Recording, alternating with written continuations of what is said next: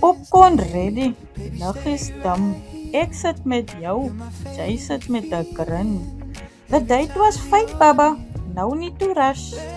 Hey, die haar is op show. Gewas, geblou en kyk hoe lyk dit nou. Jy giggle darmaat. Ooh, ek skil my coke. Oh, wow. Wat kyk ons vanaand? South African Netflix. Oh no. Oh yes. La Pola Man Trading Places.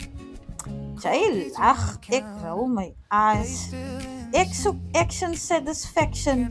Hunting Jessica Brokeleman. Hi, maar dit is dan Valentine's. Ek wil amper soen, toe suggest ek sommer Carissa.